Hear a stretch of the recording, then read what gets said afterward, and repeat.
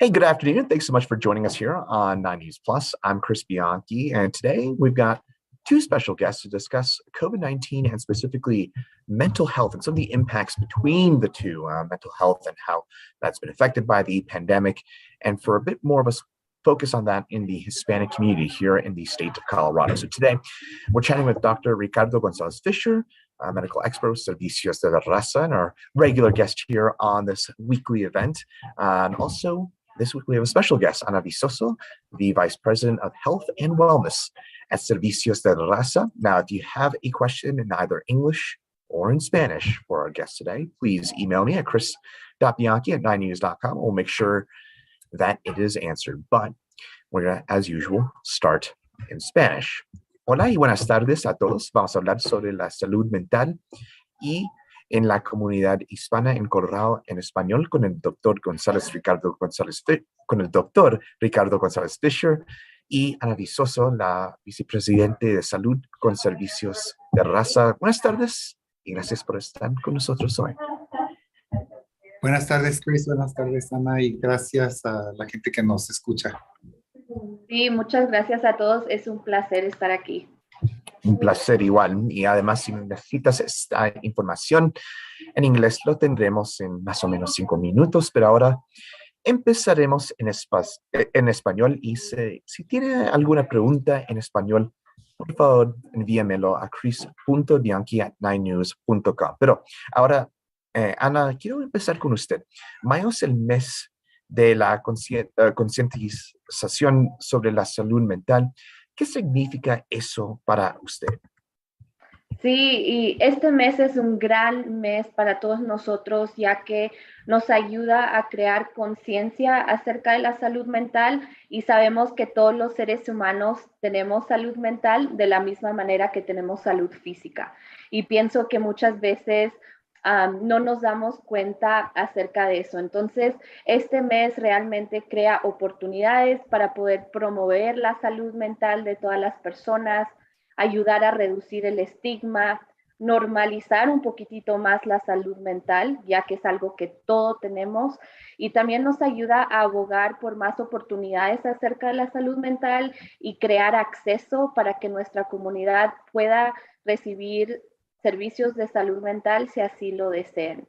Para nosotros, quiero mencionar, también es el mes de lanzamiento donde nos comenzamos a enfocar en un festival gratuito que vamos a tener acerca de la salud mental el mes de julio, porque el mes de julio también es el mes de la conciencia de salud mental para las personas de color o las personas latinas, afroamericanas, indígenas. Entonces, también tomo esta oportunidad para invitarlos más allá. Entonces en julio también. Bueno, Ana, también todos sabemos que la salud mental está recibiendo más atención después de la pandemia o durante la pandemia. ¿Y cuáles son una o dos cosas simples que podemos hacer para mejorar nuestra salud mental? Sí, Chris, mil gracias por mencionar eso, porque pienso que en la pandemia todos nosotros fuimos impactados, nuestra salud mental fue impactada directamente o indirectamente. Entonces es muy importante que prestemos atención a ese presentimiento que tenemos en nuestro cuerpo cuando algo no está bien, y pidamos ayuda si es necesario.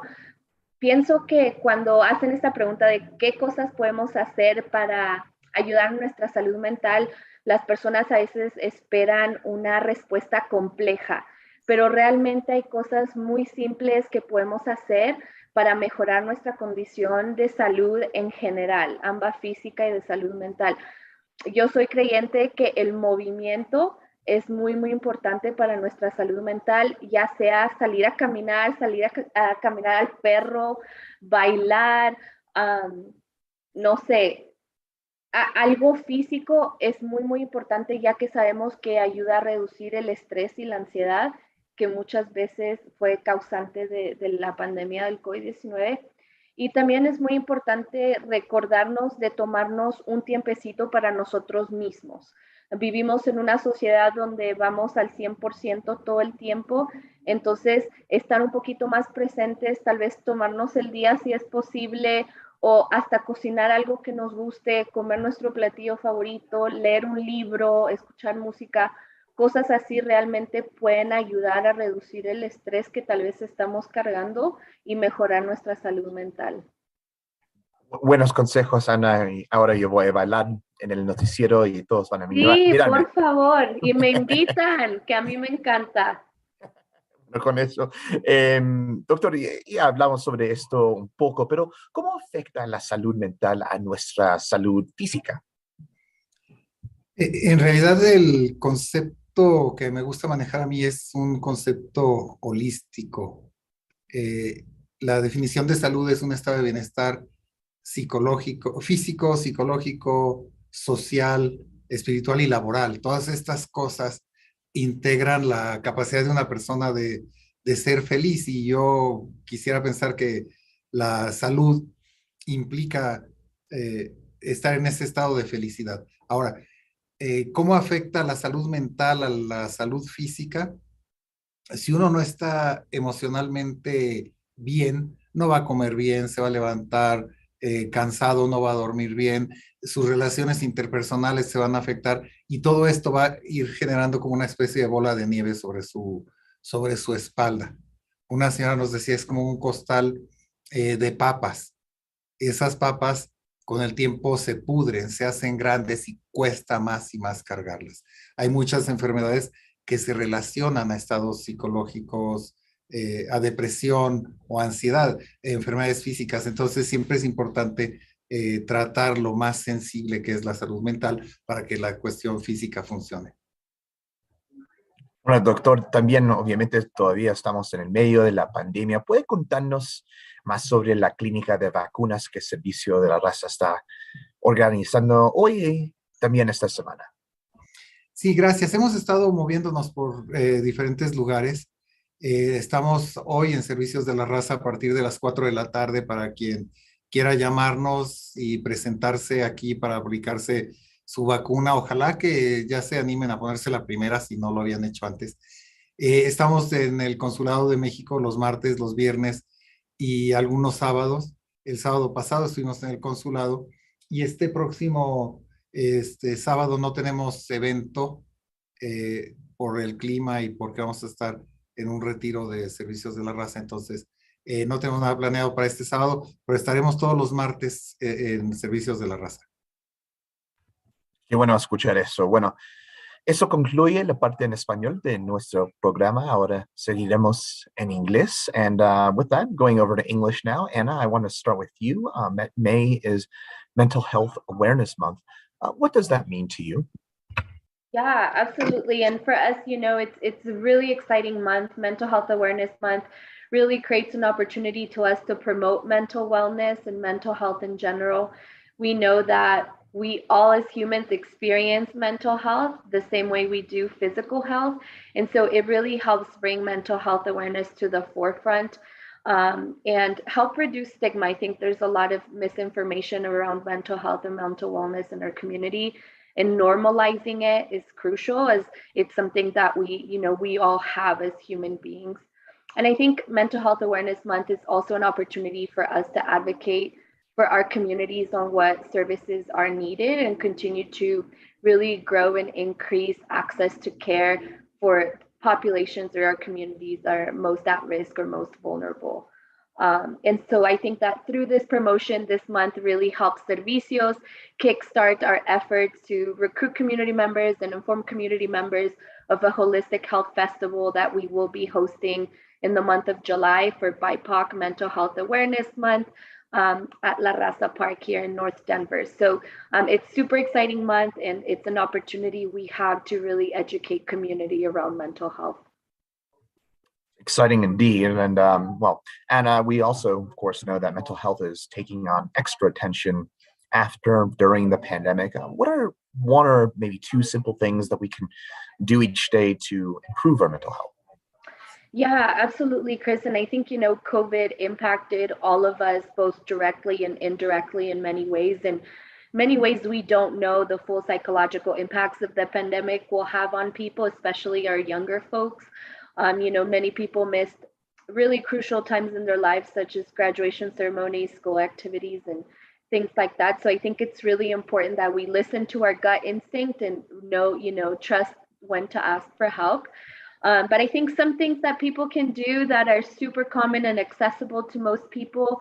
One is movement, anything from taking a short walk, dancing, moving, running. If people like to play sports, really does help reduce stress and anxiety, which we know has been exacerbated over the pandemic.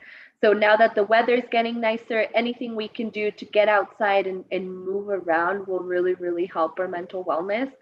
In addition to really taking time to ourselves, right? Sometimes taking a day off might not be possible, but doing small things such as cooking our favorite meal, reading a book, listening to music, watching a show can really help reduce that stress and then improve our overall health outcomes. All right, there you have it. Don't be afraid to take some of that time for yourself a little bit there. Doctor, I want to go over to you and ask you about how mental health affects physical health. Thanks, Chris, for that question. And I want to say that I always think that we have to approach health in a holistic way. The definition of health is a state of well-being that includes the physical, mental, social, emotional, and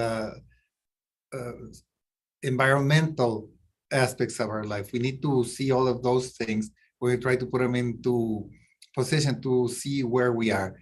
For me, trying to see that someone is healthy means try to see someone who's leading a happy life.